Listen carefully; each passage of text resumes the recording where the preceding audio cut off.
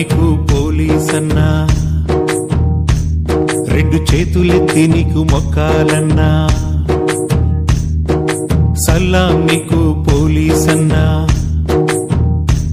కళ్ళ ముందున్న దేవుడు నువ్వేనన్నా. రేయి పగలు తేడా లేక ఊరు వాడ తిరుగుతున్నావు, కంటి మీద కురికే లేక కర్తవ్యం బోధిస్తున్నావు. నీ పెళ్ళాం పిల్లల చూపుకు నోచక గస్తీ కాస్తున్నావు, ఓ నిమిషం కూడా రెస్ట్ లేకుండా డ్యూటీ చేస్తున్నావు. ఏ రోడ్డు పక్కనో కూర్చొని నువ్వు ఎంగిలి పడుతున్నావు, చెట్టు పుట్ట గుట్టను వదలక నువ్వు చక్కర్లు కొడుతున్నావు. ఈ మహమ్మారిని తరిమెయ్యాలని కంకణబద్ధుడవయ్యున్నావు, సలాం నీకు పోలీసన్నా. కౌన్సిలింగ్ సెంటర్ యొక్క ముఖ్య ఉద్దేశం పోలీసుల దగ్గరికి సహజంగా మనము ప్రతి మండే కూడా పబ్లిక్ గ్రీవెన్స్ రిట్రెసల్ తీసుకోవడం జరిగింది. దీనిలో చాలా రకాల పిటిషన్స్ వస్తుంటాయి. సో కొన్ని రకాల పిటిషన్స్లో డైరెక్ట్గా మనం ఎఫ్ఐఆర్ వేసుకోవచ్చు, కొన్ని రకాల పిటిషన్స్ మనము ఫ్యామిలీస్కి సంబంధించిన వస్తుంటాయి. వీటిలో ఒక 10 నిమిషాల్లో ఒక అరగంటలో మనము సర్దుబాటు చేసేద్దాము, వాళ్ళని ఒక అంగీకారానికి తీసుకొద్దాము అనేది కష్టంగా మారుతుంది. సో ఎక్కువ మంది రాగానే వాళ్ళకి మనము ఇచ్చే ఆప్షన్ ఏదైనా కౌన్సిలింగ్ కావాలా లేకపోతే కేసు రిజిస్టర్ చేయాలా అని అడగాల్సి వస్తుంది. సో వాళ్ళు ఆ టైంలో తీసుకునే పొరపాటు నిర్ణయాల వల్ల ఒక కేసు కనుక రిజిస్టర్ చేస్తుంది, సపోజ్ ఒక లేడీ వచ్చి వాళ్ళ భర్త మీద అత్త మీద కంప్లైంట్ ఇచ్చారు, మనం కేసు రిజిస్టర్ చేసిన తర్వాత ఫ్యూచర్లో వాళ్ళు కాంప్రమైజ్ అవ్వడానికి స్కోప్ తగ్గిపోతుంది. ఎందుకంటే ఒక క్రిమినల్ కేసు రిజిస్టర్ చేసిన తర్వాత ఇటువంటి స్కోప్ అనేది చాలా చాలా తగ్గిపోతుంది. సో మనకి 2008లో లలితా కుమారి ఒక కేసులో సుప్రీంకోర్టు చాలా క్లియర్గా చెప్పింది, ఎప్పుడైతే సరే ఫ్యామిలీ డిస్ప్యూట్స్కి మ్యారిటల్ డిస్ప్యూట్స్కి సంబంధించి కేసెస్ పోలీస్ దగ్గరికి వస్తాయో మనకి ప్రిలిమినరీ ఎంక్వైరీకి చాలా టైం ఉంది.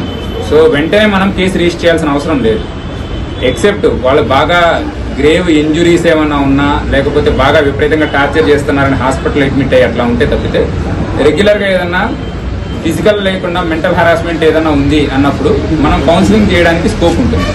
సో రైట్ అవే ఒక ఎఫ్ఐఆర్ రిజిస్టర్ చేయకుండా మనం both parties husband side and అమ్మాయి సైడ్ సో అందరినీ కూడా మనం పిలిపించి కౌన్సిలింగ్ చేయడం.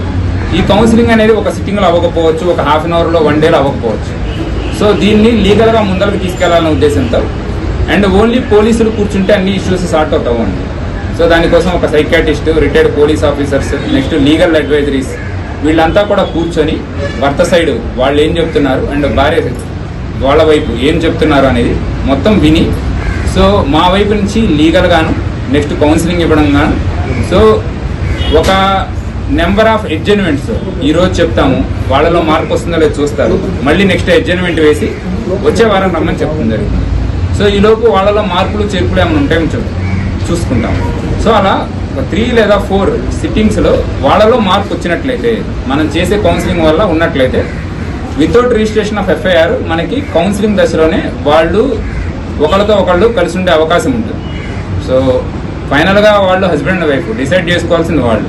ఈవెన్ ఫ్యామిలీ కోర్టుకు వెళ్ళిన తర్వాత కూడా కోర్టు చాలా టైం ఇస్తుంది, నోటీసులు ఇచ్చిన టైం తర్వాత కూడా చాలా టైం ఇస్తారు. ఎందుకంటే ఇద్దరు కాంప్రమైజ్ అయ్యే అవకాశాలు ఉన్నప్పుడు అది చెడగొట్టడం కోర్టుకు కూడా ఇష్టం ఉండదు. సో ఈ ఉద్దేశంతో కోర్టే టైం ఇస్తున్నప్పుడు మనము వితౌట్ ఎఫ్ఐఆర్ మనం చేస్తున్నాము, సో మనం కౌన్సిలింగ్ చేసి ఎందుకు ప్రయత్నించకూడదు ఈ ఉద్దేశంతో దీన్ని స్టార్ట్ చేయడం జరిగింది.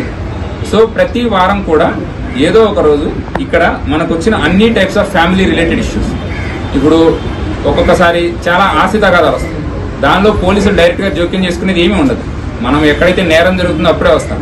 కానీ వాళ్ళిద్దరి మధ్య అండర్స్టాండింగ్ తగ్గిపోయి వాళ్ళిద్దరు పరస్పరం వాదులాడుకోవడం కొట్టుకోవడం జరుగుతుంది.